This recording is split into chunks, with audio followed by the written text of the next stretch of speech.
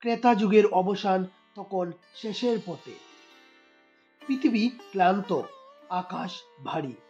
দেবতা ও মানবের মধ্যে ভারসাম্য হারিয়ে ফেলছিল জগৎ। তখন মানুষ ছিল দীর্ঘকায়, শক্তিশালী এবং তাদের আয়ু ছিল শত শত বছর।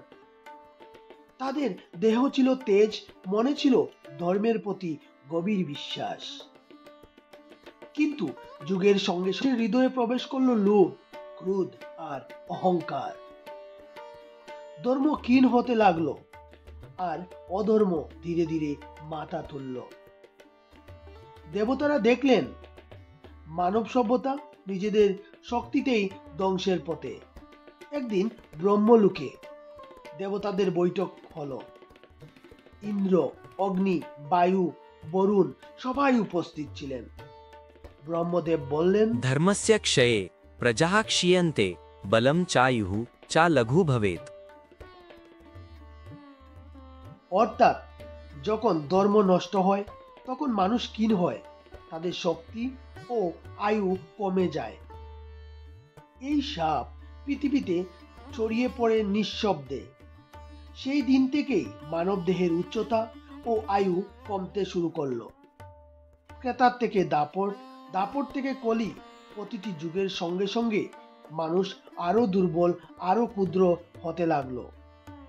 এককালে যে মানুষ এক লাফে পাহাড় পেরিয়ে যেত, এখন সে এক টুকরো পাথর তুলতেও হাঁপিয়ে যায়। যে হৃদয়ে এক সময় দেবতার সঙ্গে কথা বলতো, আজ সে শুধু নিজের স্বার্থই ব্যস্ত।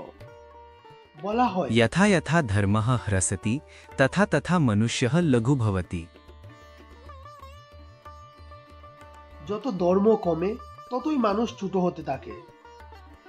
দেবতারা এইভাবে স্থির করেছিলেন, যুগ যতই কুলুষিত হবে মানুষ ততই ছোট হবে, তার আয়ুও কমবে, যাতে সে নিজের পাপের ভার নিয়ে বেশি দিন পৃথিবীতে থাকতে না পারে।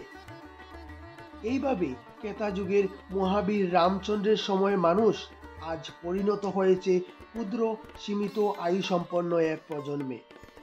তবুও বলা হয়, যদি মানুষ আবার ধর্মে ফিরে আসে তবে ব্রহ্মার শাপ হয়তো বদলে যেতে পারে এবং সেটা হয়ে যেতে পারে এক আশীর্বাদে।